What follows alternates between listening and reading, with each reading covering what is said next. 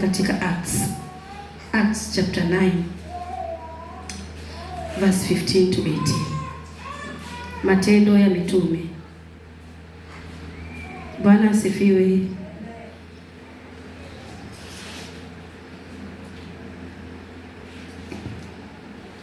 Acts 9 15 to 18.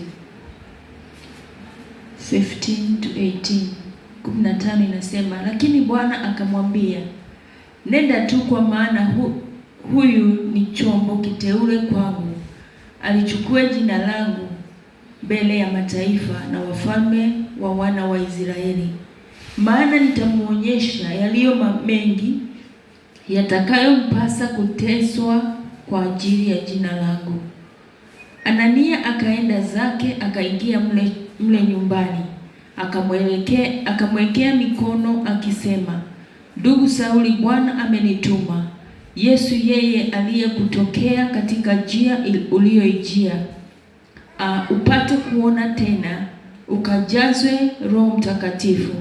Mara vikaanguka machoni pake vitu kama magamba, akapata kuona, akasimama, akabatizwa. Jina la Bwana litukuzwe. Amen. Huyu ni Paulo. Unajua Paulo alikuwa na historia mbaya sana. Haliko Yesu. Amen. Wewe usiwe ukijidharau. Historia yako ni nzuri kwa sababu Mungu anakupenda. Paulo alikuwa na historia mbaya sana. Ndiposa nikatangulia kusema ya kwamba Mungu haangalii kama mwanadamu. Bwana asifiwe. Amen. Wewe unaweza ukaangalia jirani yako ushindwe na huyu, itakuwaje? Lakini Mungu akimwangalia anaona chombo ambacho kinatumika katika kazi ya Mungu. Amen. Paulo akawa ni msaliti wa kanisa. Na wakati huo akawa ameenda kuchukua barua ili aende kuangamiza watu wa Mungu. Kwa sababu hiyo ndio kazi njema alikuwa anafanya katika macho yake. Yaani yeye raha yake ilikuwa wakati anaangamiza watu wa Mungu. Na kawa ameenda amepewa barua ili aweze kwenda kuangamiza.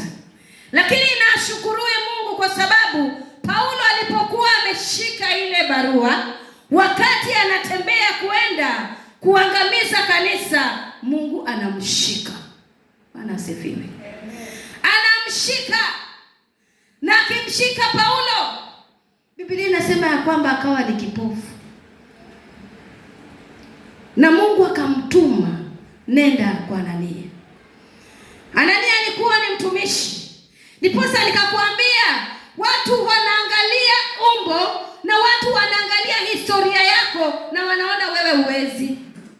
Aliko Yesu. Amen. Anania alipomwangalia Paulo akamwambia Mungu, hapana, umekosea. Paulo ni msaliti wa kanisa. Paulo anaangamiza watu wa Mungu. Mungu akamwambia Anania, Paulo ni chombo kiteule. Pigia Yesu makofi.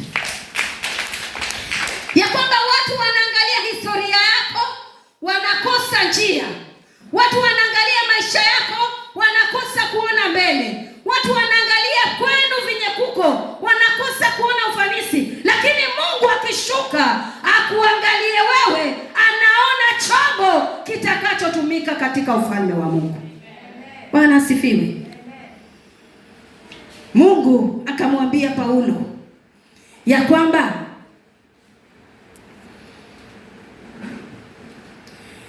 nenda tu, kwa maana huyu ni chombo kiteule kwangu, alichukue jina langu mbele ya mataifa na wafalme na wana wa Israeli.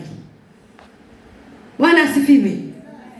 Yaani msaliti amekuwa ni chombo, na chombo hiki kinaenda kutumika kupeleka injili. Bwana asifiwe.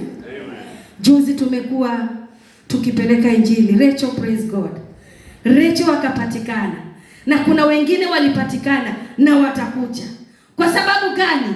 Tulifanyika chombo, tukatoka kuenda kupeleka injili. Mungu anamwambia Anania, huyu ni chombo ambacho kitatumika kufanya nini? Kupeleka jina langu kwa wafalme, kwa mataifa, kwa Israeli.